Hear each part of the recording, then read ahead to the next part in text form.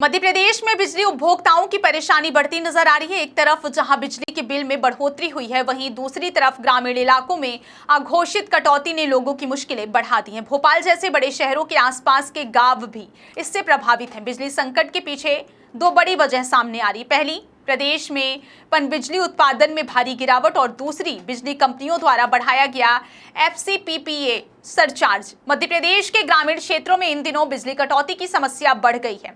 कई इलाकों में रोजाना करीब 8 घंटे तक बिजली गुल रहने की शिकायतें सामने आ रही। बिजली कंपनियां शहरी क्षेत्रों में सप्लाई बनाए रखने के लिए ग्रामीण फीडरों पर लोड मैनेजमेंट कर रही हैं। इसका सीधा असर किसानों और घरेलू उपभोक्ताओं पर पड़ रहा है। किसानों की सबसे बड़ी परेशानी सिंचाई को लेकर है। समय पर बिजली नहीं मिलने से खेतों में पानी पहुंचाने में दिक्कत हो रही है। वहीं घरेलू उपभोक्ता भी बार बार होने वाली कटौती से परेशान है। वहीं दूसरी तरफ बिजली बिल में भी बढ़ोतरी का झटका लगा है।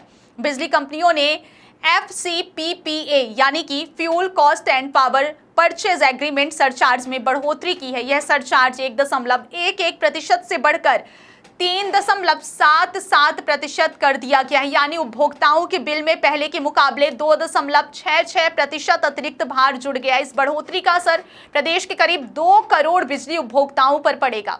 भोपाल शहर और आसपास के इलाकों में भी बड़ी संख्या में घरेलू उपभोक्ता प्रभावित होंगे। जिन परिवारों की बिजली खपत 200 से 500 यूनिट के बीच है, उनके बिल में करीब 35 से 87 रुपए तक अतिरिक्त राशि जुड़ सकती है। अब सवाल उठता है कि आखिर प्रदेश में बिजली संकट की स्थिति क्यों बनी है।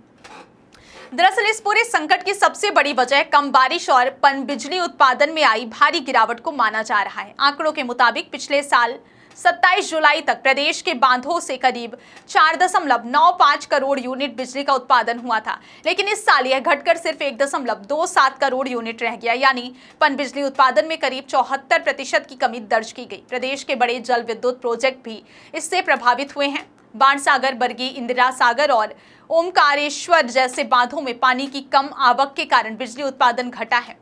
बरगी परियोजना में उत्पादन पिछले साल के मुकाबले काफी कम हुआ है। वहीं इंदिरा सागर और ओमकारेश्वर परियोजनाओं में भी गिरावट दर्ज की गई है। जल स्तर कम होने से बिजली कंपनियों को दूसरे स्रोतों से महंगी बिजली खरीदनी पड़ रही है, जिससे लागत बढ़ रही है। इधर बिजली की मांग लगातार बढ़ रही है। पिछले साल जुलाई में प्रदेश में बिजली की अधिकतम मांग करीब 10,000 मेगावाट थी, जो इस साल बढ़कर लगभग 13,700 मेगावाट के पार पहुंच गई है। यानी एक साल में बिजली की मांग में करीब 37% की बढ़ोतरी हुई है।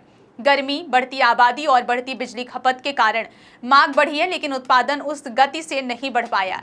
यही वजह है कि बिजली कंपनियों पर दबाव बढ़ गया है। ऊर्जा विभाग के अनुसार प्रदेश के कई जिलों में सामान्य से कम बारिश हुई है। शहडोल, अनूपपुर, डिंडौरी, उमरिया, कटनी, मंडला, बालाघाट और सिवनी जैसे जिलों में पानी की कमी का असर बांधों पर पड़ा है। इन्हीं क्षेत्रों से कई बड़े जल विद्युत प्रोजेक्ट के लिए पानी पहुंचता है। Madhya Pradesh power generation company के MD मंजीत सिंह ने भी माना है कि कम बारिश का असर बिजली उत्पादन पर पड़ा है।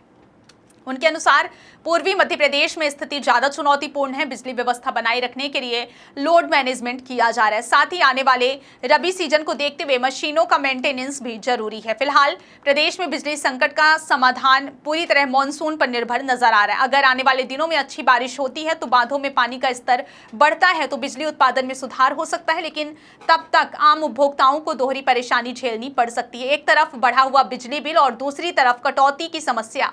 किसान, छात्र, छोटे व्यापारी और आम परिवार सभी बिजली पर निर्भर हैं। ऐसे में बिजली की उपलब्धता और कीमत दोनों ही बड़े मुद्दे बन गए हैं। अब सरकार और बिजली कंपनियों के सामने चुनौती है कि उपभोक्ताओं को राहत देने के लिए जल्द प्रभावी कदम उठाए जाएं।